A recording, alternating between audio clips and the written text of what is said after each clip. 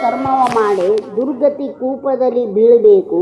ಪುಣ್ಯವಿ ಲೇಪದಿನ್ ಸ್ವರ್ಲೋಕ ಸುಖ ಸಂಘಟಿಪುದಲ್ಲಿಂದ ಅಂತ.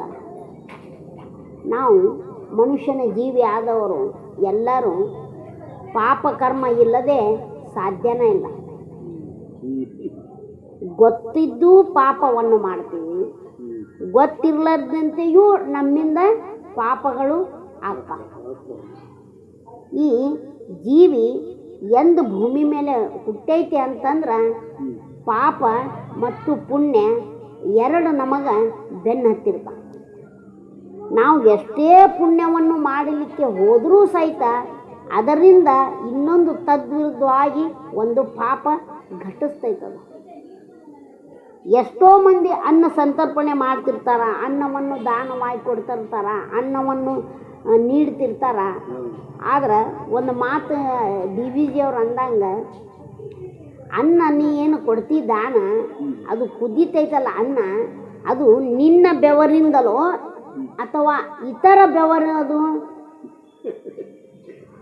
ಎಷ್ಟೋ ಮಂದಿ ಹೆಸರುವಾಸಿಯಾಗಿರ್ತಾರ, ಅವರು ಅನ್ನದಾನಿಗಳು, ಅಂಥ ದಾನಿಗಳು, ಇಂಥ ದಾನಿಗಳು ಅಂತಾರ. ಆದ್ರೆ ಸ್ವಂತ ದುಡಿಮಿಲಿದ್ದ ಅವ ಕೊಟ್ಟಾನನು. ಒಬ್ಬನ ಕೊಂದೆ ಒಬ್ಬನು ಬದುಕುವ. ಇದು ಒಂದು ಚಕ್ರವ್ಯೂಹ ಇದ್ದಂಗೆ ಇದು ಮನುಷ್ಯನ ಜೀವಿ ಅಂದಾಗ.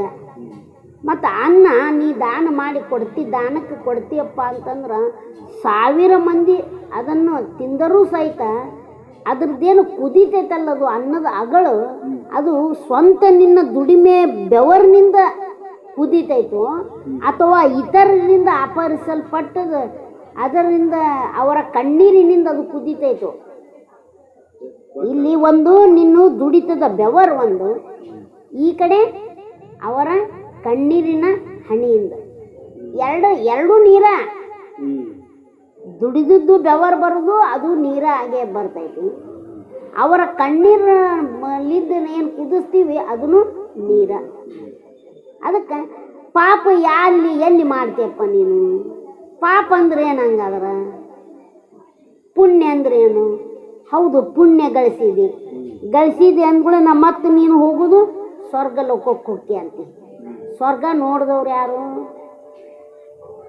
ಹೋದವ್ರು ಮತ್ತೆ ಮರಳಿ ಬಂದಾರೇನು? ಅಲ್ಲಿದ್ದ ಪತ್ರ ವ್ಯವಹಾರ ಏನಾರ ಅದಾವನು? ಏನೂ ಇಲ್ಲ. ಮತ್ತು ಸ್ವರ್ಗ ಸುಖ ಐತೆ ಅನ್ನೋದು ಕಲ್ಪನೆ ಮನುಷ್ಯನದು ಇನ್ನೂ ಮೂಢನಂಬಿಕೆ ಹೋಗಿಲ್ಲ ಆತನದು. ಮತ್ತು ಯಾವ ರೀತಿ ಪಾಪ, ಯಾವ ರೀತಿ ಪುಣ್ಯ, ಯಾವ ರೀತಿ ಸ್ವರ್ಗಲೋಕ, ಯಾವ ರೀತಿ ನರಕಲೋಕ. ಇಲ್ಲೇ ಸ್ವರ್ಗ, ಇಲ್ಲೇ ನರಕ, ಎರಡೂ ಇಲ್ಲೇ ಅದಾವ.